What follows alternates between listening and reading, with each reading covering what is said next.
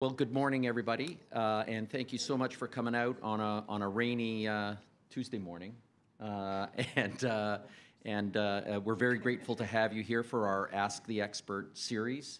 We're very, very pleased to welcome Courtney Hance and her team, and she will do the introduction shortly, to this installment on marketing. Courtney is well known for her extensive experience and dedication to marketing and communications profession. She's a community leader, business owner, entrepreneur, mentor with 20 years of experience. And she's got an unwavering commitment to leading with integrity, inclusion, and compassion. Courtney has been recognized as a top 20 under 40 recipient and recently received the Outstanding Communicator Award from the London chapter of the IABC. But really importantly to us here, she's a past chair of the chamber, and over the years has contributed just an incredible amount of effort, time, advice to making the chamber what it is today. So we're very, very pleased to welcome her to this series, and I'm going to turn it over to you now, Courtney. Thank you so much, Graham. It's always my pleasure to be back in the chamber. It was my second home for quite a number of years. And it's so nice to see some friendly faces in the crowd and people that I've known for a while, and some new faces in the crowd who I hope we can get to know. So thanks for joining us this morning. As Graham mentioned, we're here to talk about marketing. We're here to talk about creating. We're here to talk about building. We're here to talk about managing and protecting, which is part of the equation sometimes people forget. But before we get into all of that, and if you do have questions, we do have a parking lot. Very small board, but Barry's a really small writer, so we're going to be okay there. So we can document down some questions. We will and have provisioned for quite an extensive Q&A period at the end of the session. So if you do have something, feel free to write it down, or if you have to get it off your chest, by all means raise your hand and we'll put it in the parking lot, okay? We hope to be able to cover off all of the things you were hoping to learn at this morning's session. And if for any reason we don't and you have a burning question afterwards, we're pretty friendly people, so reach out and we'll happily answer that for you. So before we get started, I wanted to introduce my esteemed colleagues here. So let's go. Well, you know me. What you may not know about me is that I am here wearing two hats. So I'm here with the branding firm, and I'm also here with my business partner, Matt, in the middle there, for our company Envision Concepts, which is a photo, video, and drone company. And so Matt also is a serial entrepreneur, and I won't go into all the things that he's done in his extensive career.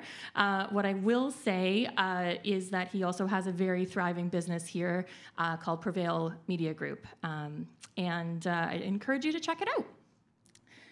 The other two, on either side of Matt, are a team branding firm through and through. Barry is just a very seasoned designer, has international experience, is a huge contributor on our team, and knows a lot of, so many facets of design. His portfolio was so extensive, I hired him pretty much before he arrived. And Greg, what can I say about Greg? Greg is our marketing specialist. Greg is a man that has so many talents, I couldn't list them. What he does at the branding firm is really connects all the pieces. So he's our data guy. He's the guy that figures out how campaigns can be integrated, how they're going to deliver the results, and ensures that they're brand-centric from a strategic standpoint. So I'm really, really happy that all three of you joined me here today. And a fun fact, in case you want to ask Matt later, is right at the beginning of our relationship, we actually rebranded Prevail Media Group, which gave us an interesting lens on how we work. And so he can speak from a client perspective too. So with that being said, that's kind of our bios. In the end, how we always describe ourselves is we are innovators, creators, strategists, brand builders, and protectors. And as I mentioned before, something that's really interesting, and a way that I thought to describe this is, anybody watch The Field of Dreams? no, okay. So if you build it, they will come, right? If you create it, they will come. Not so much on the brand and the marketing side of things, okay? Because there is still, you can't set it and forget it. When you have a brand, it's really, really important that you are constantly kind of measuring and keeping your finger on the pulse of what is happening, because things shift in the marketplace. Tactics and marketing channels and trends and innovations happen all the time. And it's important to really, kind of monitor how your brand is being perceived at all times. So really and truthfully, we always say you want to create it for sure, but it is one of your greatest assets. And so as such, you really want to make sure that you're managing expectations and perceptions and also protecting it.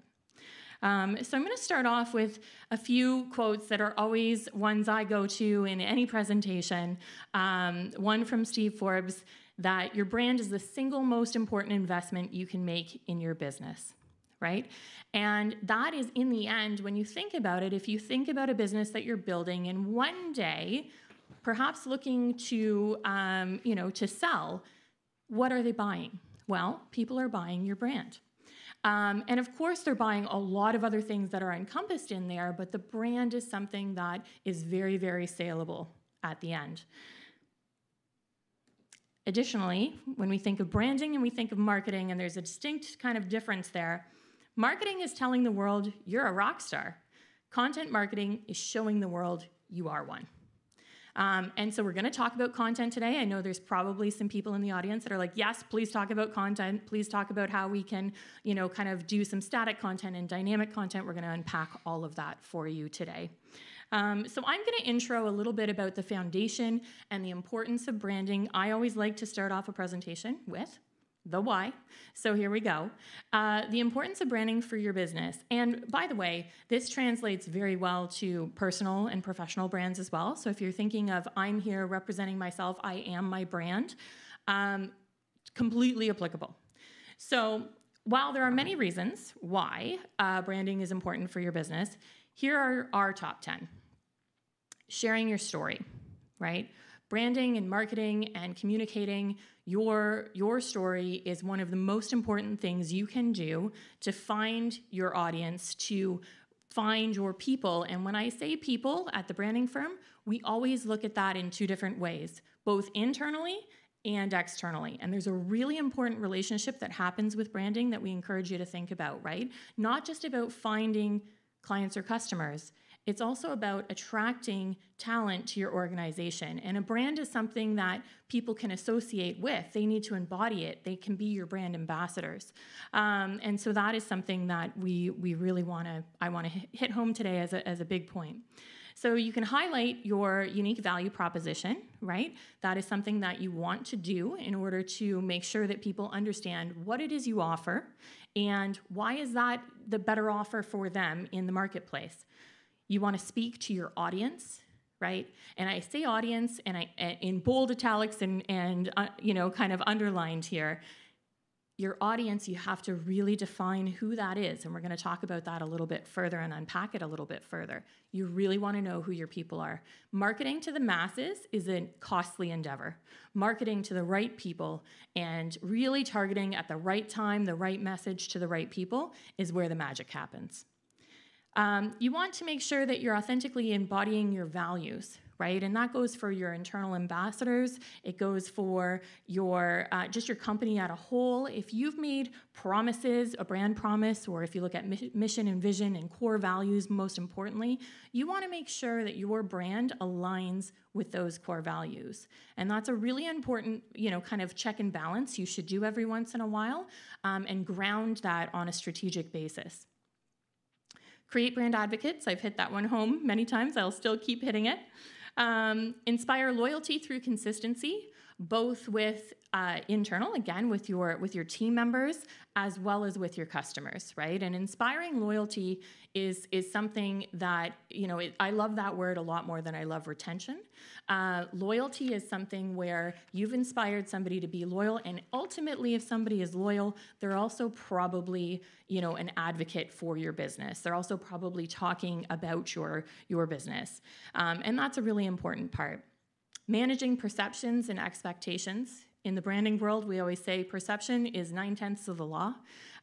It's a really important thing to ensure that people are perceiving your business and the services or products that you offer the way you want them to be perceived. And if you do that really well, what you're going to do is ultimately, if you align with perceptions and they're positive and they're on brand for you, you will inevitably meet expectations, possibly even exceed them, again, if you focus on design and delivery of experience. And then you will be able to cut through the competitive clutter, right? When we say people who can really own their brand, that is something that we mean wholeheartedly. You can own it, but it has to be authentic. It has to be who you are, what you represent. And when that authenticity shines through, you can cut through the competitive clutter. And ultimately, protect your market share. So if you find your spot, if you find your niche, if you are doing all the things that we're talking about here, inevitably you also want to make sure all the time that you're just watching and protecting that spot that you own. And there's ways to do that. Obviously, a really good one we try to encourage, and how many people in the room encourage reviews for their business? Okay, good. Keep doing it. You definitely want to. That third-party validation is really, really important. And even when a review comes back, perhaps not the way you wanted it, it's a great opportunity for you to demonstrate that you are a brand that is listening, that you are a brand that is taking action, that you are a brand that is open to receiving feedback. And there's something really important about that. And I can answer some questions on that later. So one of the things this is how we feel at the branding firm about branding. So I wanted to read this one to you because it's intrinsically how we feel about this. Defining a brand is a task that involves commitment, consistency, and passion. It is not easy, but oh, how powerful it can be when everything becomes clear. The true foundation, a brand is the sum of all perceptions, interpretations, expectations, feelings, and experiences. In order to define, design, and further enhance a brand, it must be first understood for whom the brand is intended and what it is to stand for. It is then, and only then, that strategic formulation can occur. So when we look at the creation of brand identities, for instance, when we look at let's say building a brand from inception, one of the things that's very, very important is to really think about those key questions, and I'm going to bring them up in a moment, those key questions that are going to build a very solid foundation. And building a solid foundation doesn't mean that down the line you can't change, augment, do a reno, add an extension. You can do all of those things, but the foundation itself, building it strong from inception, allows you to build equity from inception and ensures that you can have consistency in your branding moving forward. In the end, really does save you a lot of investment and offers you the ability to connect quicker with the audience you're intended to connect to. So when we look at creating brands, when we look at the branding and marketing as a whole, we really always like to strategically ground it on the foundational principles. And in terms of that and the strategy, I just wanted to give you a few key hints here on questions you should ask yourself, and you can ask yourself these at any point in time in your journey for your business. And it's a good, like I said, it's a good kind of pulse check in terms of where are we at? Are all the things doing what we need them to do in relation to our brand? And so before we create, or even in the moment in your brand journey, we must understand and ensure that we have defined the following things. I always start with the why. I'll continue to start with the why. I am a Simon Sinek fan. And it's really, really important to understand the purpose, right? Why are we doing what we're doing? And understanding the why allows us to also think and be in the right mindset for how does this need to look, right? How does it need to look? How does it need to sound? How does it need to feel, right? And so if we look at looking, sounding, feeling, those are all connected to the brand identity and the formulation there. And in brand identity, we're not only talking visual aesthetic of logos. Brand is so much more than logos, but I know you all know that already. So I won't hammer that one because I have in the past. But ultimately, it's the visual aesthetic. It's also the messaging, right? And the messaging is super, super important if we think of the powerful combination that can occur when you have a visual identity and powerful messaging, and it's authentically who you are and what your business represents. If you think about the ideals, again, do not encourage marketing to the masses. Always encourage finding the ideal clients. What do they value? Why will they choose you? What will they value about the product or service that you offer? And that works both for clients and customers. It also works for employees, right, and team members. So as we're looking to attract talent to our business, if we look at that, we can think about the fact that ultimately there are ideal candidates on either side of that equation. The promise. What are you promising? What are you promising to deliver to your clients in experience, in product and service delivery? The little touch points mean a lot, right? And some things, sometimes it's like, oh, that's such a small thing, it won't really matter. No, it will matter. And as I mentioned, the cumulative effect of those little small things added up to be quite a big thing. And really how that experience lands with the people that matter most. We talked about defining your unique value proposition, right? Why you? You need to know that. We need to have some competitive intel. We need to understand the marketplace. We need to understand why would somebody choose your product or your service or want to work with you? What is it? And then key messaging. And if we look at key messaging, I'm just going to leave you with a few things because I could go on for a lot on all of these topics. But key messaging in particular. So you want to think about, do you need some slogans? Do you need a tagline? Anybody know the difference between a tagline and a slogan? Sometimes it's confusing. Slogans can be used independently of your brand identity. So they can be campaign specific. They don't have to kind of live for a long shelf life necessarily. Taglines, the tag part of that, means that it's anchored to your brand identity. Okay, so it doesn't have to live and breathe right underneath it, but it's going to live in close proximity to it. And it should be the next thing that somebody thinks of when they think about your brand. So if you think of some of the iconic brands we know, you'll think of their tagline in association with their logo almost subliminally. So that is the difference between a tagline and a slogan. Sometimes you don't need either. Sometimes you can have just a key positioning statement. And so there's a variety of different ways that key messaging can land. Again, all anchored on the strategy. Who's your audience? What is it going to mean? How is it going to land and relate to the people that you need it to do so with? Key messaging also means key phrases, key words, a key narrative, a short narrative, a long narrative. These are all things that if you haven't yet created those for your business, I encourage you to do so. Think about, and I don't say that in an elevator pitch. I think we all know that elevator pitches are a little bit more formulaic than we are now as a society in terms of how we talk and how we converse with one another and the short periods of time spans we all have. But ultimately, you want to think about, if I had 3 things to say to somebody in conversation, what 3 things would I want somebody to walk away with knowing about my brand? Right? What key words are you going to use and use consistently? And I'll give a really prime example of this. This comes up in conversation a lot with our clients. And that is it clients or customers for you and your business? Sometimes people use it interchangeably, right? How do you refer to some of the key things about your business and making sure that those words are intentionally chosen, first and foremost, and secondly, that they are universally spoken across your organization. So I'll give you this example, and I encourage you to use it as a bit of a litmus test, okay? If you have an organization that has multiple people in it, I want you to ask each of them in an individual capacity, not like a test or anything, obviously, embody your values, your culture, all the things, but ask them, if somebody asked you about the London Chamber, what would you say? Right? What would you say about the organization you represent?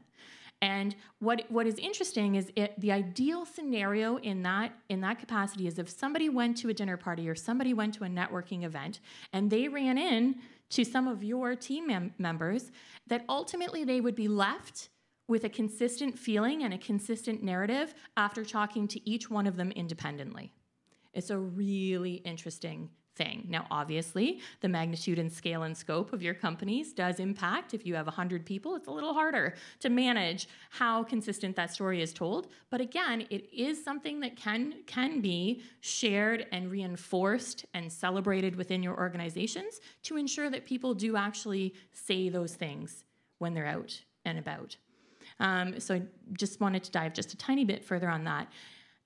In terms of experience, know that not only do you design marketing collateral and brand identity pieces, and brand wearables, and all the rest of it, you also design experiences. You should design your brand experience, right? And so when we look at that, that's those customer touch points, the things that you can think about that make you different than your competitors.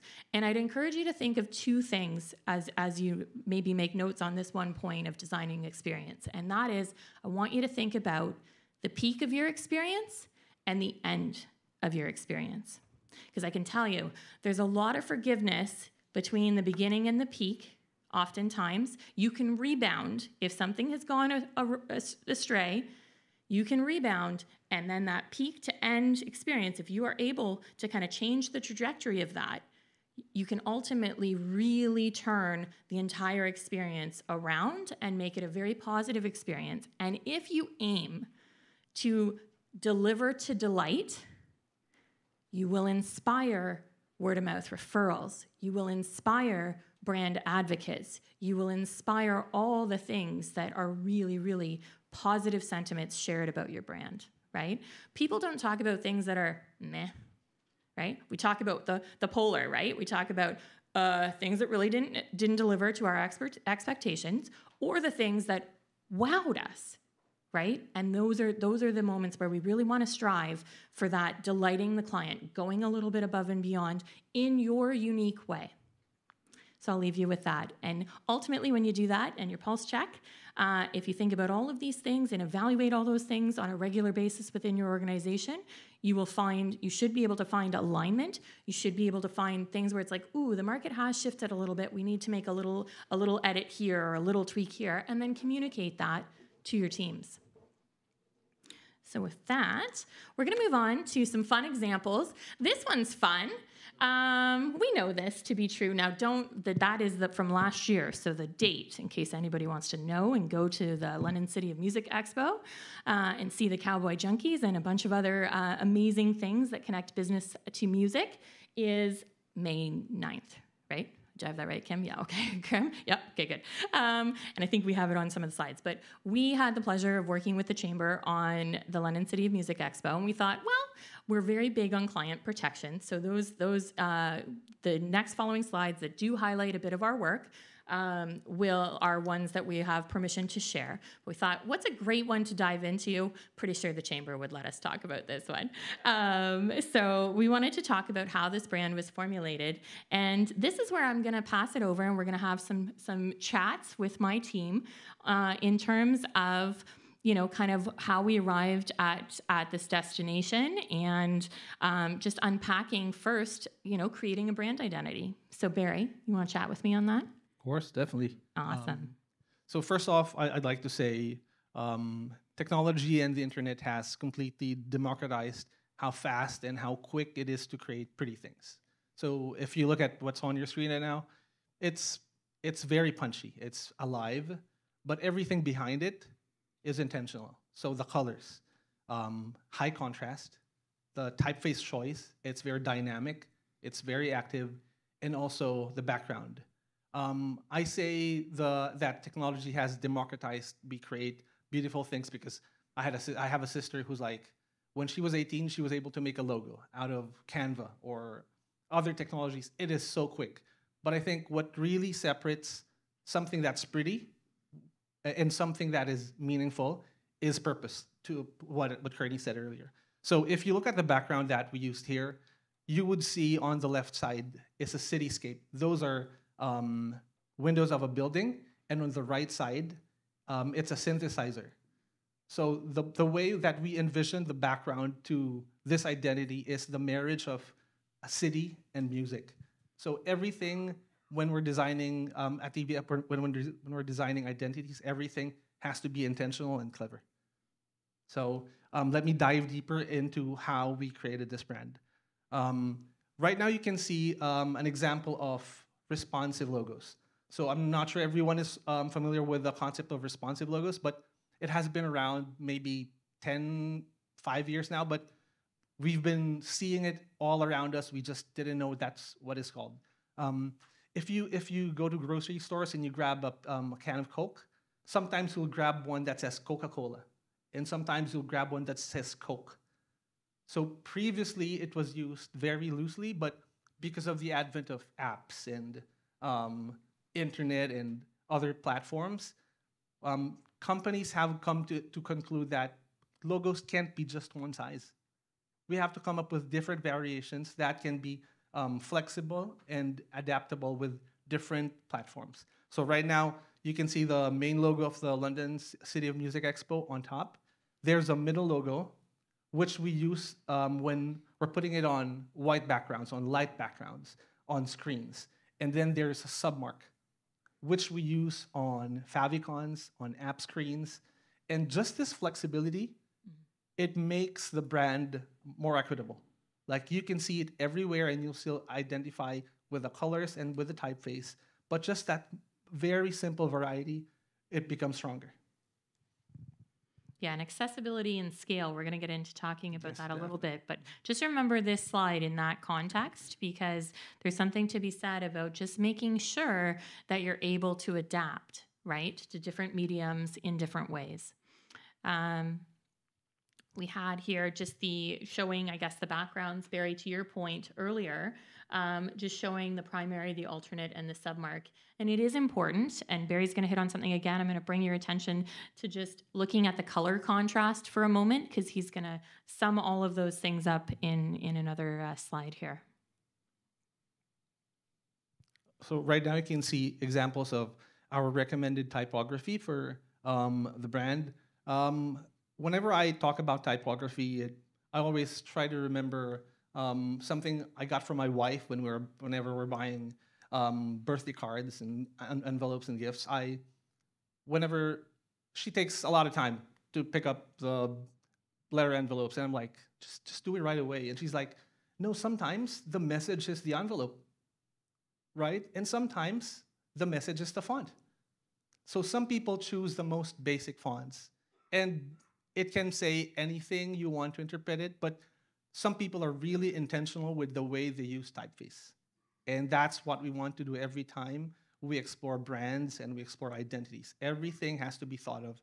So the typeface that you see right now, they are meant to be highly legible on print and on screen. There is diversity because of we use sans serif on the body and serif on huge typefaces. So you see that flexibility and that intentionality. Barry, can you very quickly just describe the difference between serif and sans serif? Because people hear it all the time. Yeah. I just want you to give it that quick. Sure thing. So imagine Times New Roman. Imagine the uppercase letter I. So those tips on the side, those are serifs. Without those serifs, you get a sans serif. So just without sans, those are serifs. You remove the serif, that's a sans serif. And in the world of print, they recommend typefaces with serifs because paper don't come with lines, and the serifs really help set the foundation of where your eye reads. So that's how. So and sans serif are mostly used on screens and on digital material. Nice. Thank you for that.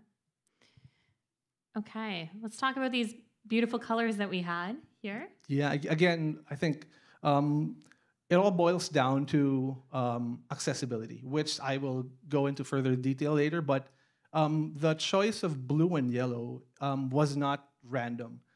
We were looking for colors that embodied vibrance, energy, but at the same time, we are already looking past the usage and we're looking at the application of this. So when you're thinking of accessibility while dealing with colors, you have to think of the outliers. We are not designing, we're not picking colors for just everyone. We're picking colors for people with eyesight problems. So people with maybe colorblind, and just picking out these two that have very high contrast ensures that they can see whatever visual we have very clearly. The other keynote on this one that we should probably mention is that at the time we were aware that the chamber was going through a brand identity as the chamber, right? And so one of the considerations that was applied to the creation of the London City Music Expo logo was that it could work and would work well with the main brand. Right, and so I just wanted to mention that as well. Again, from an point of intention.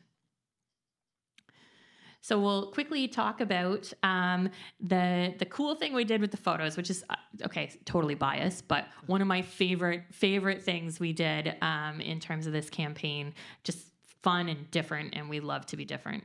Yeah. So just real quick, the team was thinking of a clever way to promote the London City Music Expo, but with photos from London. So we're thinking we could very well just download stock photos and plaster the logo on it, and it'll be working really fine. But what if we can ask people to send in their individual photos as musicians, and then we can ask other photographers of famous landmarks in London to send their photos, and then we can merge them together to really say that London is in you, and the music is in you too. And we came up with this visual. So you can see a vibrant city right inside the musician that is based in London. And I think even without copy, even without text, it already says something really meaningful. You have, so all of these photos are sent by people who have been following the chamber. There's a drummer, there's a couple of singers, and we have partnered them with different landscapes shot in London, and they work very well across all media because of the stark contrast, white background, really, really high contrast photo. And I think it just says a lot about the type of things we think about when discussing brand identity and just messaging. Absolutely. So with that in mind, let's quickly go through the application, I guess, of this brand, and then we'll lead into the accessibility in design. So another important point, other than accessibility, is consistency. What you can notice with the greatest brands is that they're always consistent. Apple has white background, minimalist photos. Nike is very edgy. And the way we approach every brand that we handle is that there has to be consistency with it.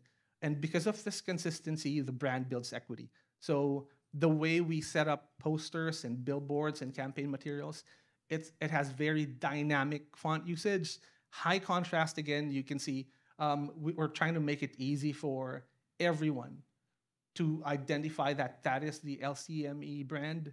And those photos were processed through a very creative way. And this is a perfect example, I think, of the use of clever typography, great imagery, and even better messaging.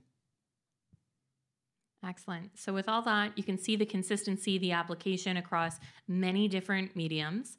And one of the things I'm going to lead into accessibility with, and I'm going to challenge all of you to now look at this. Does anybody in the room advertise via billboard for your business?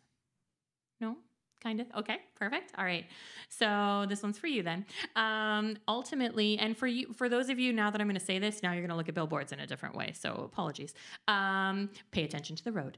But really and truthfully, accessibility in a lot of ways, like I look at billboards as a really perfect example of just scalability and legibility of font size and messaging and keeping it clear and concise. And so when we look at different mediums, accessibility applies to everything. A lot of you may have already heard about AODA and its relationship to your website, and that's a whole other topic for a different day. We won't dive super into that, other than to say that accessibility does impact design, it impacts our choices, and this is the reason why. So Barry's just going to quickly, I'll pass it to you to cover the what's and the whys. Yeah, sure. Just really quick. Contrast is the interaction between light and dark. So our TV sets when we were younger, if you turn the knob to the left, that says color, the screen goes really gray. That's low contrast. We do not like that. We want high contrast, faster for the message to reach the viewer. High contrast is the better. Typeface. So it has to be clear, has to be legible on both print and digital media. Has to not jump the line on the design. Yes. Not do that, yeah. Alt text, another important asset of accessible design. So alt text is, just think of images that have voice. So for people trying to use this, maybe a phone or a desktop that have some trouble with visual, with looking at pictures, having alt text either in your PDF or on your web images really make the experience more well-rounded for, again, the outliers. So a very important asset for accessibility, definitely. Language, so. Oh, just wanted to chime in a real quick second on the alt text as well. One of the major reasons why it is important is if you are marketing, especially to people with low bandwidth or different regions with low bandwidth, then a lot of times their screens or their devices won't be able to load those pictures in a fast time. So having those accessibility or considerations when it comes to alt text allows them to understand what the picture is representing and still be able to interact with your campaign or your brand in the right ways. Great point, Greg. Great point. Again, it just opens up the door for more people, which I think clear language also does. So I've read this somewhere where the tip for creating very clear language for your brand is it has to be very simple so that when people copy the text and move it to Google Translate, they should be able to translate it to their native tongue without any issues. So that is like a great tip for us. Lastly, responsiveness. So it's just, remember the responsive logos that we showed earlier? There's also a version of responsiveness that comes with websites and other displays. So if you can make something that is flexible enough to fit really nice on a desktop and on a phone, then you have achieved two different target audiences. So responsiveness is key. Which is something I should have thought of when I, at the last minute, decided to make that ever so much bolder for the lighting and, yeah, responsiveness. So ignore that one. That was me, not them. Anyways, we'll go on to just kind of really quickly, I'm going to summarize on, I think we've already touched on it in terms of the whys, but just really looking at kind of having that inclusive lens to your business, understanding that it expands your audience and allows people to connect with you. I think it's a really important thing we need to all bear in mind and have in our minds when we think about people sitting in the back of the room and potential lighting, hence my change this morning, or different aspects. You want to make sure that when people are engaging with your brand, they're engaging with it in the best way possible, and that ultimately will impact their experience. There are some things like AODA that legally are regulated and required for your brands, and that's something else that you need to kind of be mindful of. And then obviously it allows for kind of expansion, and by expansion we mean that you can put your brand or different logos on small things and big things, and the scalability of all the assets that you would want to be recognized. And ultimately, in the end, if you are a brand that embraces and inclusion in all ways, you will inevitably inspire loyalty, and people will connect with that. So with that, I'm going to pass it along. Thanks so much, Barry, for having that convo with me. Matt, I'm going to pass it along to you, but before I do, we're just going to share a little sizzle reel here with you to give you an idea of the types of content that we engage with. And if the gentleman in the back, are you able to? Oh, I am, but over here. That's fun. There we go.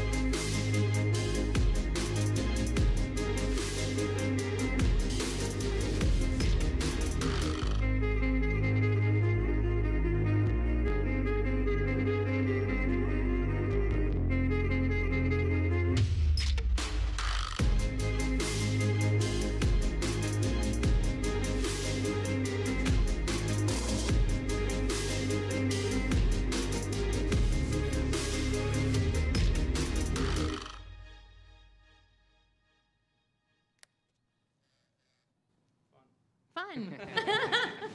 Yes, it is fun. All right, why don't you tell us all about kind of all the pieces of that, and then we have a couple of examples. We may not be able to show all three for time's sake, but we'll definitely chat about content and kind of what that can mean for your business and things that can be user-generated or things that can be generated by a company such as ours. Hello, everyone. Thanks for having me today. And I'm here to talk about content, which you may want to know about because it's everywhere. So to begin, I think I wouldn't mind sharing some of those videos because there's three main pillars that I think is a great starting place for content. Now, we all know that there's a lot more that goes into it. If you shot anything on your iPhone, obviously it's pretty turnkey. If you've ever used a DSLR, you would also know that there's a lot of technical pieces to that if you don't nail can completely ruin your content. Not having something in focus, having something washed out with white from being overexposed. But the great thing is that, like music, because I have a music side, thought this was a good analogy. Sorry, Matt. Talking about audio and then it cuts over. That was perfect, actually. The cue on that was perfect. You may have heard, this song that you really like, Fireflies by Owl City is one that comes to mind, was written in his bedroom. He didn't have technical gear. He didn't have a lot of great, he actually had some gear, but he didn't have $1 million recording studio. So the analogy is, yes, you can create a hit song in your bedroom. It's better to use great gear. But if you follow these kind of three pillars, I think you're going to be closer to success. If you don't have the budget and you want to just use your iPhone to create some content, these three pillars will help you get to that moment. So the first thing, if you don't mind going to the R&R B&B one, that'd be awesome. So I think the first thing to note, and I think this is why I put this first, is because everything's an attention economy, as you guys know probably, being in the world of social media and websites and Netflix and streaming, everything is trying to get your attention.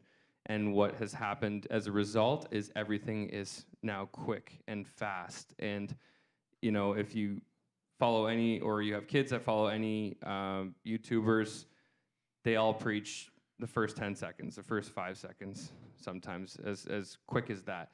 And if you don't get that attention right away, it's a swipe. It's a pass by, it's a close the application, they're gone. So I think it's really important as the first thing that you think about when you're creating your content is how do I grab the attention quickly and how do I get a lot of information into a shorter delivery? Can you kind of squeeze that in without it feeling forced? So this is an example of showing an entire house and showing, so this is the Rock and Roll B&B in town, and we're a part of it. And so this is showing the entire house, the application of the house, how you can, all the different features in one very quick piece. We don't have to watch the whole thing, but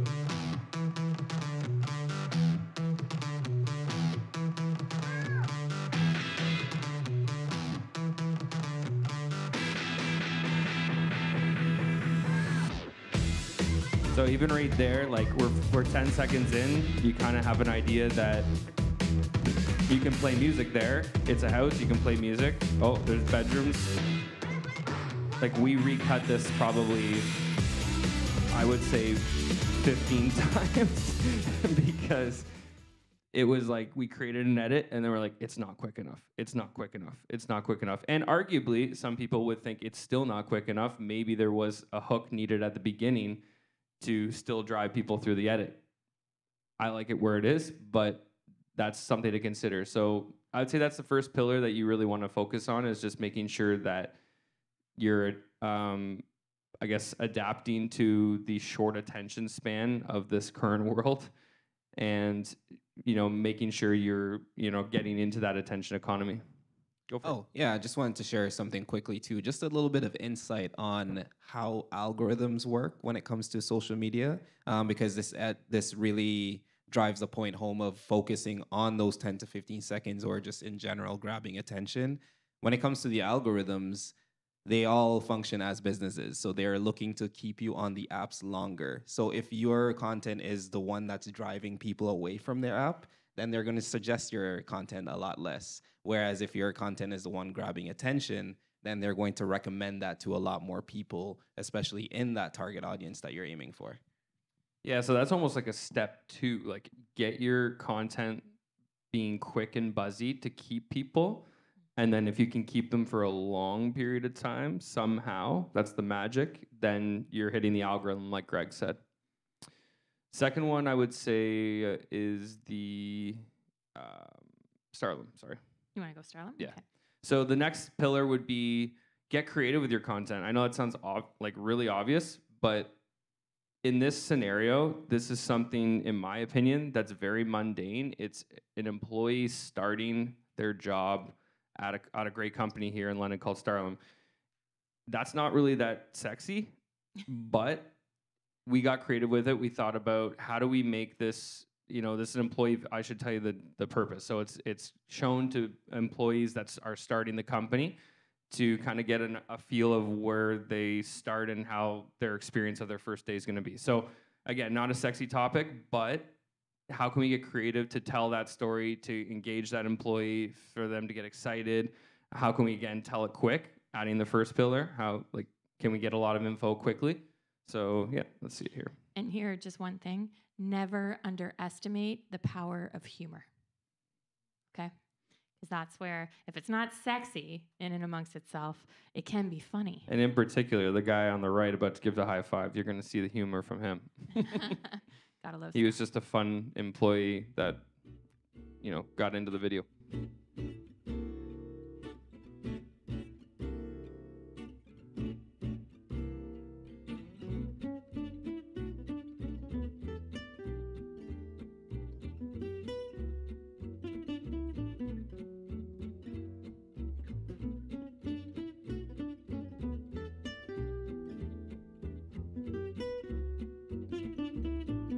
You can hear the music is almost slightly humorous. We could have went with something else that was, again, a little bit drier, but this is kind of gives a little lighter feel to it, and with his walking and everything going on.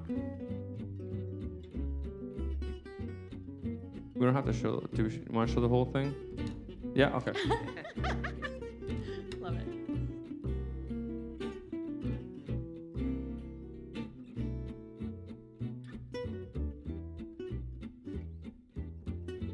So you were trying to hit all the pieces that were on the checklist, Can we show them the product? Can we show them the machinery? Can we show them the different areas of the space and, where he's going to be? And then you're going to see here a lunchroom and a gym. It kind of shows the leisure side of things.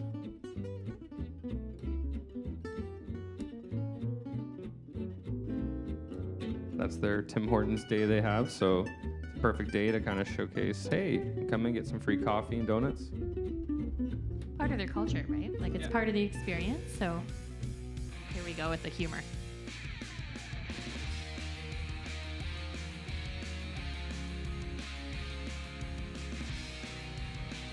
I love how this comes out of nowhere too. It's kind of a serious video and then thumbs up, thumbs down, I don't know.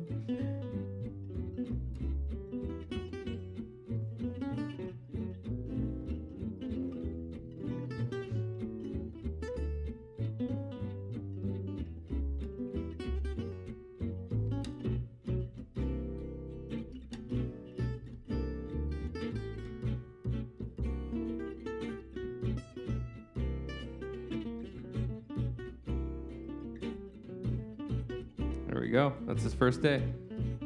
So I don't think I explained how to get creative. Maybe some strategy or techniques on how you can kind of get to something like that with your team. I would suggest opening a round table, leaning on partners that you have. And, if you have a marketing agency, a branding agency, or anyone that can help you get creative with your brand, or even friends or, again, coworkers, I think it's important to say, this is what we want to do. And then does anyone have any creative ideas how we can get there? Is there any way that we can deliver it in a cool, trendy manner, keeping in mind being quick about it, and just kind of throw some ideas around? And you may first come up with something that might be weird, but maybe you want to try it out. If you have an iPhone and you just want to throw it together and see what happens, and what's better than just trying it and then watching it and then learning from that experience, right? Mm-hmm. So, yeah, third, I would say, is an organic connection. So if we want to throw the other one there, this is a band that we've worked with, and something that people don't see every day. Again, something that maybe seems not as important in your business. Can we put a little focus on that, and maybe people that aren't normally in that market actually find that quite interesting? I found the sans serif conversation actually very interesting, because although I'm involved in branding with the branding firm, I don't know the intricate deals of typeface and how that works with lines, and I just found that quite interesting. So that's like a micro example of, is there something about your business that the general public would actually really like to know? Mm-hmm. And so here's an example of that. And this is shot very quickly. This could have been an iPhone. It wasn't, but you could shoot this on an iPhone. Little animation to bring people in. All right, so this sexy little red piece of art is called the Saxodidge. It's a really interesting instrument that we just acquired recently. So a little bit of Brand new. B-roll. It's kind of a mixture between a If it's just didgeridoo interview. and a saxophone, but it's also kind of like a tuba for sense. If you have to play it with the embouchure of your mouth. You can actually play 4 different notes on it. There's a really fun part in the set where we come out and I do a little rendition on it. The crowd seems to really dig it, and it goes right into My Stupid Heart's fun little transition. So the designers of this instrument actually reached out to us, knowing that we like to mess around and tinkle with weird new instruments, and asked if they could send us one. And of course, we obliged to that request, and now we are the proud owner of this Saxodidge. So you can see that maybe you did notice this or maybe you didn't, but a lot of parts of that interview were chopped. So this was to deliver the first pillar of a lot of info at once. I think it even could have been more concise, but cutting dead air is super important, because that's going to help just get the message across quickly. He spoke on that for, I would say, 2 minutes or a minute and a half, and that was trimmed down to whatever that was, 30 seconds, 40 seconds, and probably could even been trimmed more. And then B-roll helps deliver that. If he's talking about being on stage, let's show him on stage. So if you're talking about a specific product that you have, let's show the product just kind of spinning around, nice little gliding shot. If you're talking about a nuance of the product or a service that you offer, try and just show that as you're speaking about it in the conversation or in the actual narrative. Awesome. So we had a couple of different pieces of content there. And the thing to also note is for instance, that Starlum one, not only was there a lot of creative collaboration that took place, that was used for a variety of different purposes. It was used in a campaign on social media. It was used from a recruitment standpoint. And really and truthfully, we have heard from people that work at Starlum that had seen that at the job fair and said, yeah, that's kind of my life. Like it resonated with me, like it's real. And I think that's the really important part, right? If we had delivered something that wasn't authentic, if we had delivered something that wasn't true to scope, that would have not landed or done its purpose the way that it needed to. It was also able to be spliced and diced a little bit into social shorts. And that's a really neat thing about content, is you can get a lot of content and then slice it into different durations for different purposes, for different mediums and channels. And so we encourage you to kind of think about that as you're looking at, sometimes a 2 or 4 hour shoot, if you place intentional time on that, can really result in a multitude of content in varying forms. Just remember a couple of different changes of clothes and wardrobe changes, okay? Thanks, Matt, so much for talking about that. I'm just gonna very, very quickly just show you something that we're kind of keen on at Envision, just for sake of time. You'll notice a few people there that you we're there. But we do corporate headshots, of course, and there's a place and purpose for all of those. What you may have heard in the marketplace is a lot of talk about brand sessions or those types of imagery. They are important. We call them personality portraits.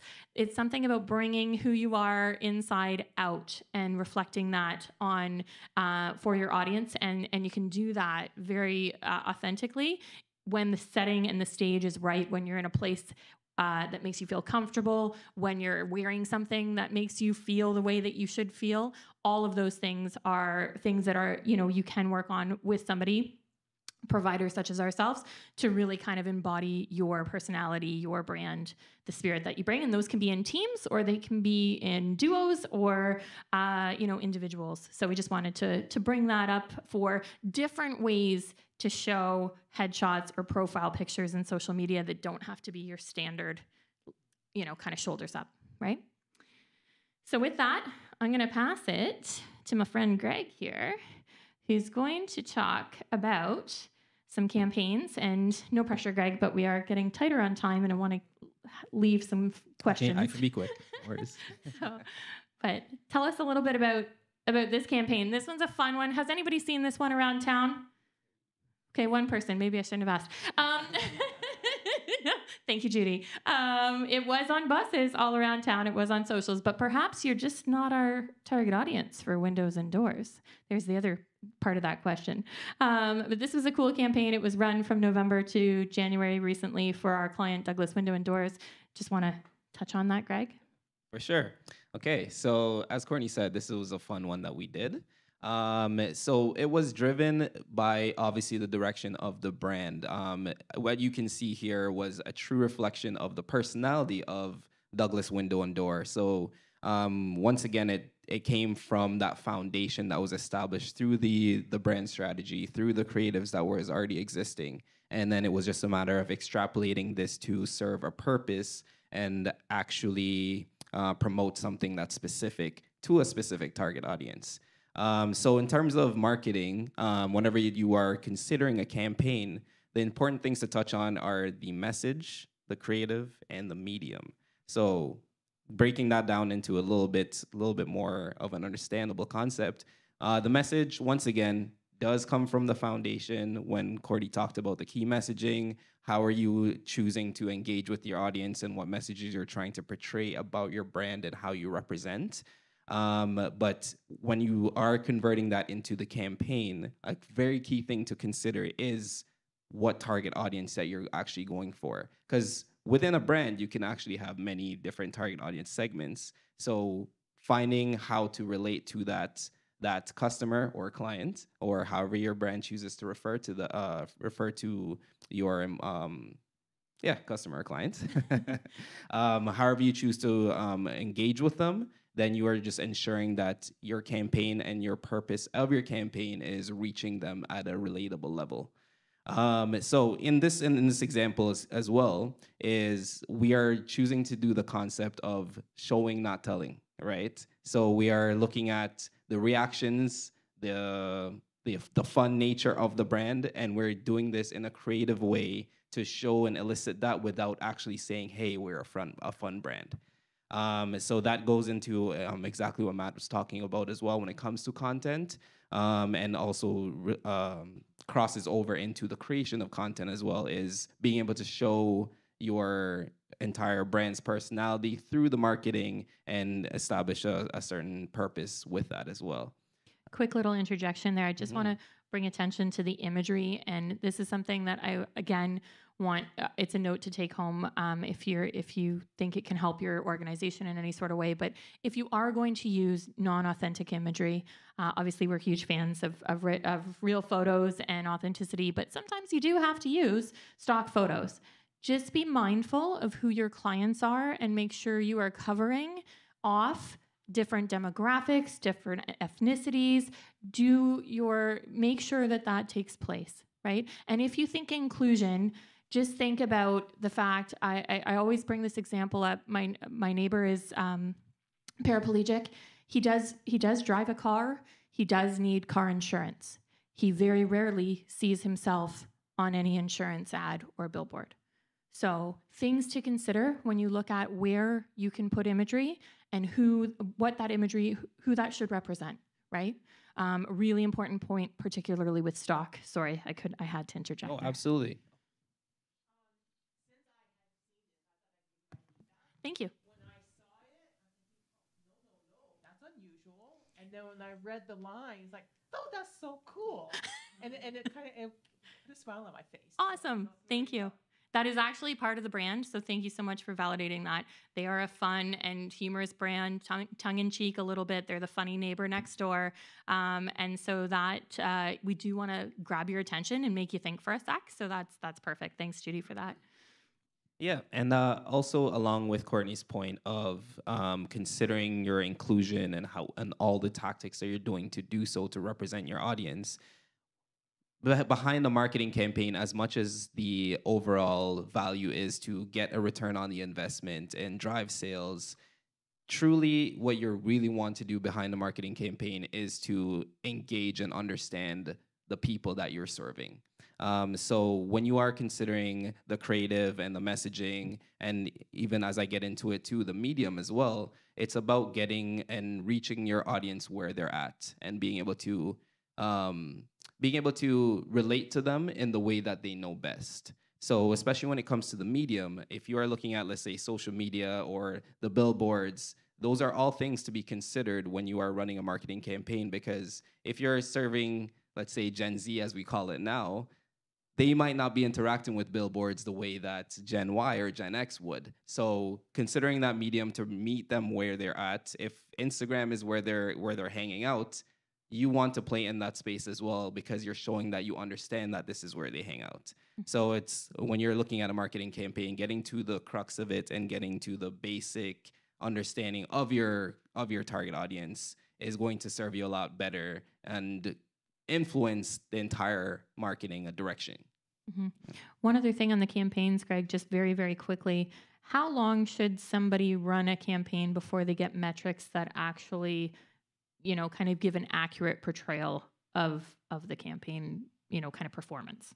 Right. So this is actually a very common concept when it comes to marketing, is when you are running a campaign, whether it's digital or a traditional sense, to expect that the results right away will reflect everything that the campaign can deliver, that would be a little bit unrealistic. So there's always a recommendation. It could differ depending on the type of campaign that's running and the type of purpose. But we generally recommend running a campaign for a 2-month time period before you get those metrics. And like I said, it can differ depending on what your objectives are, but at least building into that campaign plan time to understand how that's being ran. And then there's always the point of evaluating how the audience has responded to that campaign and being able to make changes thereafter. So a campaign is never something that's static and set it and forget it, just like Courtney mentioned.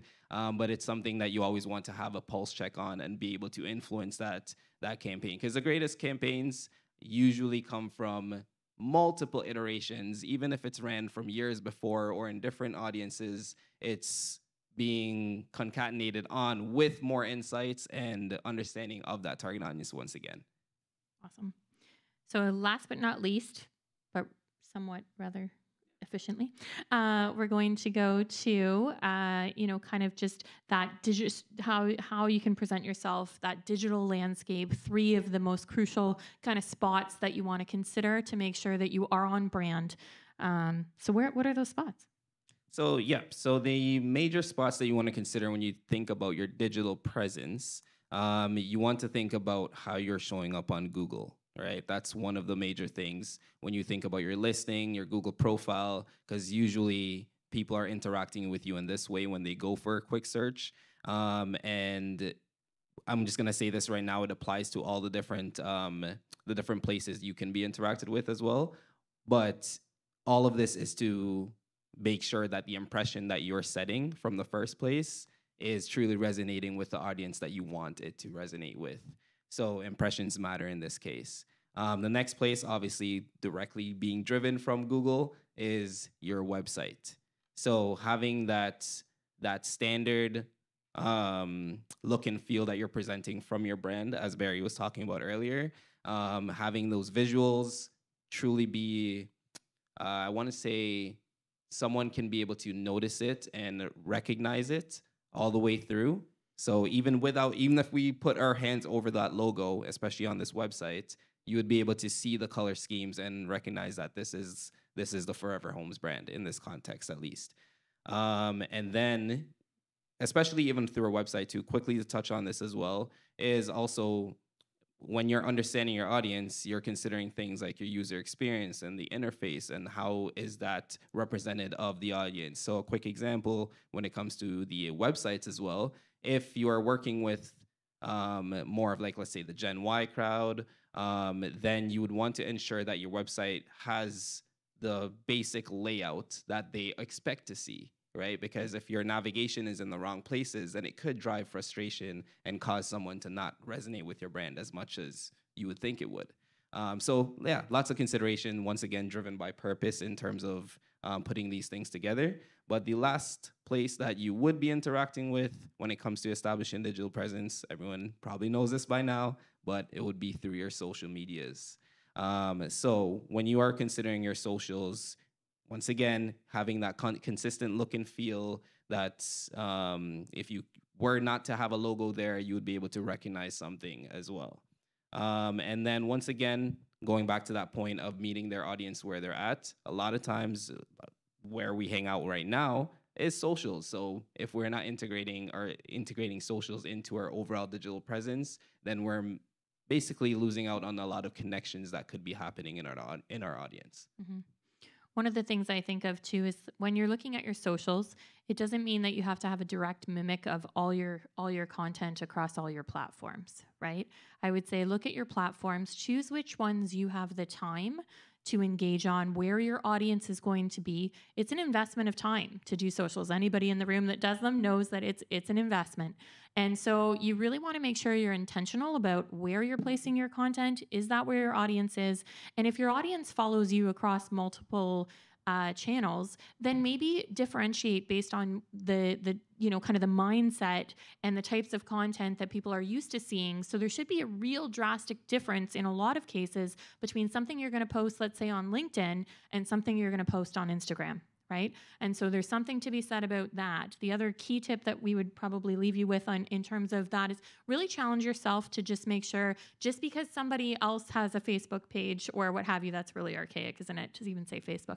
But if somebody has a Facebook page or if somebody has an Instagram account or maybe one of your competitors is playing on YouTube, doesn't necessarily mean that you have to be.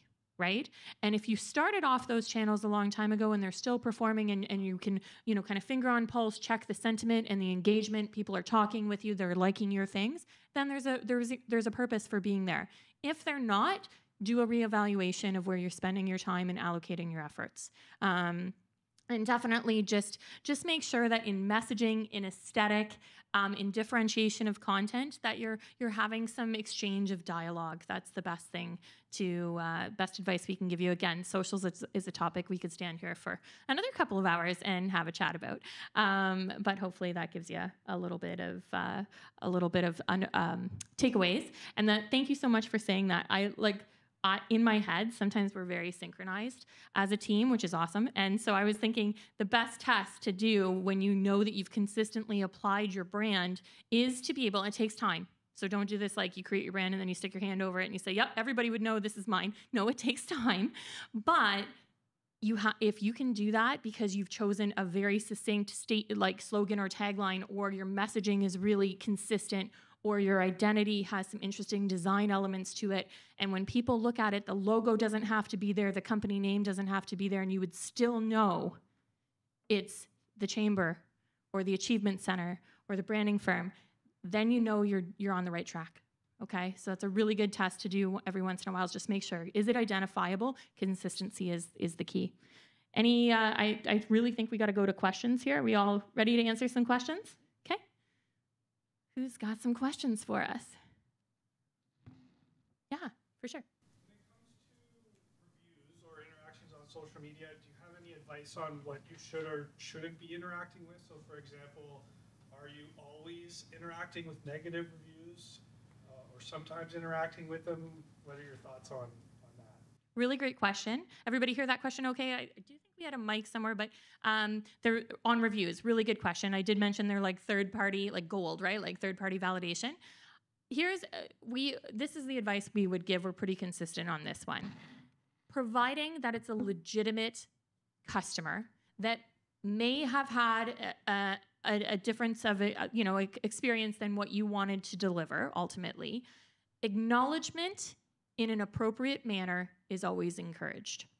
If it is for some reason a client you can't recognize, which happens often, or there's like a one-liner statement, or there's just like a one-star review, I would almost flag it and they will remove it most of the time. And I would flag it because we all know that there's some people that do that, and it's unfortunate, and it does impact our brand perception. So to a protection management standpoint, if you can't justify who that is or what interaction they had, the other thing is you could simply ask in the nicest way, we can't, we would like to investigate this further with you, but we need to understand what your interaction with us was, because we're not correlating you in our client database or whatever the case may be. Like, acknowledgement is crucial, never in a defensive way, right? Always in we're open to understanding the experience that you had with us. And I would almost encourage it to not go back and forth in text conversation or like message back and forth, but rather encourage a call, right? Show that you're open to having those conversations. Most of the time, people won't actually take you up on that offer. But to the people that are looking from a perception standpoint and could be prospective clients for you, they're saying, oh, that's a person that cares. And I'm sure every business wants care associated with their brand, right? And so, yeah, that would be our best advice for that. You're welcome. Yes. Sure. Yes. The 24-hour rule. Take a 24-hour rule, take a breath, because your first reaction as a business owner is you're going to be hurt, right? Yes. How dare you, right? Even if it's legit or not, you just go, so you just take a breath, take a night, review what you said. It's like, okay. And as far as Google, sometimes they don't take it off. We had a very, like a 1-star complaint from a lady from Florida that we didn't repair her guitar properly. Okay. First of all, we don't do business in Florida, and nor do we sell guitars. So, so it's still actually there. Did you respond to it, Oh, yeah. acknowledging both of those things? Okay, Yes, good. yeah. Perfect. So Google sometimes doesn't cooperate. No, that's very true. And thank you. Good point on the 24 hours. It is very, very important. If you're the person responding and you are personally connected to it, for sure. If you do work in the capacity of having like a marketing department, or if you have an external marketing group that's an extension of your team, we will often, in collaboration with our clients, help them to write some of the Google reviews on the ones that are a little painful, because it removes the objectivity and the emotional aspect to it, for sure. I think there's a follow-up question in the back there. Yeah, I was just wondering about LinkedIn versus other social platforms. I know it's probably a big subject, but on a high level, sort of like, what would you say is the difference in terms of content for LinkedIn versus Instagram, for instance? Like, what should we be doing? Can you tell me what type of business you have? So it's a labor union local. Oh, okay. Yeah, so I mean, we do see a difference in audience for sure on LinkedIn versus Instagram, but I was curious what your thoughts are on that. Yeah, for that, it's Lyuna, isn't it? Yes. Yes. Hi, guys. Yeah. I knew I recognized you. Yeah. So yeah, definitely I would say you do have, because you're from an association standpoint, from a professional capacity, you most certainly should have a presence on LinkedIn. I would say we got to think about the content that does really, really, really well on Instagram. So if you're in community, here's a good example, and I know you help and support a lot of different causes in community. So if we look at that and we say doing little fun reels as we're out in the community, the interactions, that type of stuff would do really, really well on Instagram. Show the personality, show a little bit behind the scenes, show that type of angle. Reels in particular are going to give you reach. So good method of thought here is reels equals reach. If you're just posting static posts, excuse me, on your grid, growth is going to be slow. But Reels equals reach. So if you get some dynamic content out there and you're putting it out in all different facets, the amazing part about that is you can have some different fun and some different flavor to it. Obviously, LinkedIn has a really professional undertone to it. We know that to be true.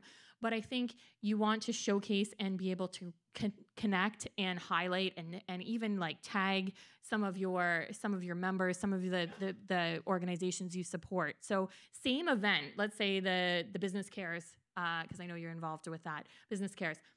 If you look at that, I would do like behind the scenes fun reels at grocery store weekend, even at the Miracle Morning, that type of thing.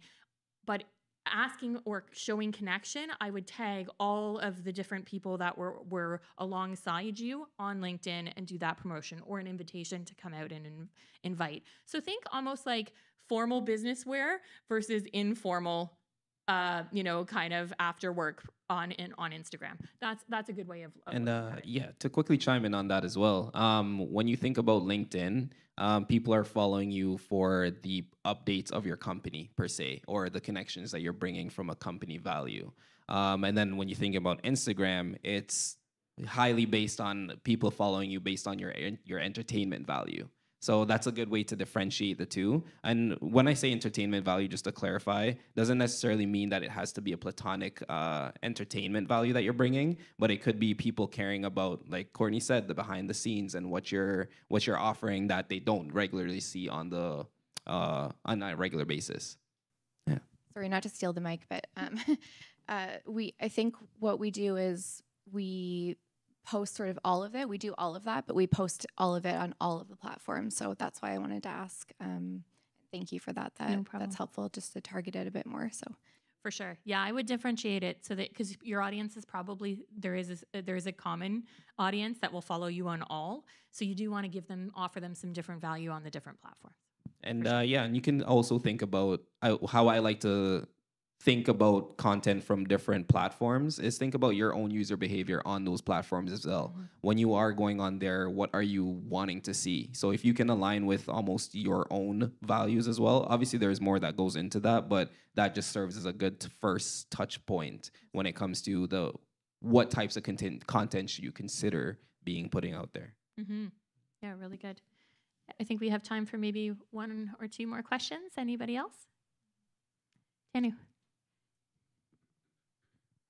First of all, this was awesome. I had so many notes and learnings and takeaways from it, so thank you so much for that. Thank you. I had a question, and this is something that I personally often struggle with, is that we went through a whole new brand revamp as well, but I always fear that in maintaining consistency, I'm becoming redundant in the kind of graphics and in the kind of posts or social media stuff that we are creating. So how is it that I can create a consistent brand and keep on doing that, but still be creative with it? Yeah, that's very true. I think we have to look at, and it is a rut that most people get into, right? I think we can all attest for that in terms of even ourselves. We kind of, if for the social media campaigns that we manage and do creation for, I think every once in a while you do have to do a bit of a refresh, right, and a reevaluation. And I know you're not talking specifically socials, but you can also look at ways where you don't have to logo splash everything. And I know the initial, when you're rebranded, you want to do that because you want to get it out there. But then maybe look towards different attributes of color, different assignments of color. If you have an expansive brand identity, you can almost thematically kind of tie different color usage in for a little while and do it as a content pillar. Or shape. So oftentimes we forget about shapes. I love shapes. Shapes are great. It means that you can put photos in, should they be round? Should they be squared? Should they be, and then can you do that consistently? And so looking at that, you can kind of change it up every once in a while. I would say as a good best practice, almost semi-annually, I would look at refreshing a couple of pillars, right? So you can bring some new life to it, bring some new aspects. The other thing is, we know this in the content space, particularly when we think about photos, like think of different angles, right? Think of different angles, think of different perspectives that may change up your content as well, right? So if you shoot straight all the time, why not shoot on an angle or something that's really, really different and unique and kind of like stylistically changes it up? So while brands are often defined, find the creative ways, and it's a fun exercise. Just got to take some time, to kind of anchor into it, and maybe do it in a collaboration style. But find different ways to kind of like anchor into the brand identity a little bit further. And also too, I would heavily invest into getting more inspiration as well. So especially on social media, if you have a separate business account, this is something I would always recommend, is following other accounts in the space, following other maybe not even in the same serving audience, but it could be something elsewhere as well, wherever you can get that inspiration that just changes your general way of thinking. Then you can get introduced to like, oh, maybe this photo style is cool. Oh, maybe this shape, I like the way they use that. So then that way you're exercising getting input first, and then you can change that into an output as well in terms of shaping or shifting any types of visuals. For sure. I know Alicia had a question. Graham, can I fit one more in before? Yeah. Okay. Okay. Thanks, Courtney. At the start of your presentation, you mentioned monitoring your branding. Like, how do you do that? Like, what are your recommendations for how to monitor your brand? Excellent. So thank you for that question. And it is an important one. I think part of it is that sentiment that you want to always monitor. So are people commenting? And if they are, they commenting in a way that, kind of aligns with how you would want those comments to come across. And is a positive. Obviously, we talked about negative sentiments that are shared from time to time. The other part is we got to remember that some people talk about our brands, but not necessarily online. So we do have offline interactions. And so when we're in conversation or when we're talking about people, that qualitative piece, I know there's many different ways of measuring data and all the insights that we're going to get and Google Analytics and all the quantifiable stuff, but that qualifiable am I saying that word right? What's happening to me over here? Quantifiable and qualify. What am I saying? I am saying it right. Thank you. I'm like second guessing myself up here. Qualifiable content. It's been a long day already. Qualifiable content is like in words. So I would say, Alicia, if you have defined for your brand certain words you want associated with it, one really fun thing is when people start to say the words that you would hope would be associated with your brand in conversation, it's a great validation of, ooh, we're on the right track here, right? And if they're saying words that perhaps you were like, not really what I was hoping for, then there's some refinement or something's inconsistent or disconnected that you need to kind of go back and check, right? Check the link on. But ultimately, I would say that is a piece where, there's metrics and then there's the sentiments that can be shared in a variety of different ways. And if you start to see some of the strategic foundation piece being reiterated, that's a really good start. But keeping tabs on it is important. And there's a lot numbers and words, right? Hopefully that helps. Anybody else quickly, or I'll pass it back to Graham. I think we're on time. We're 1 minute over, and that's bad chamber-wise, but I know better. Anyways, thank you so much. It was lovely to meet or see all of you. I hope you enjoyed the presentation. I know I speak for all of us when I say we enjoyed being here this morning, and we're happy to answer any questions you have at any point in time.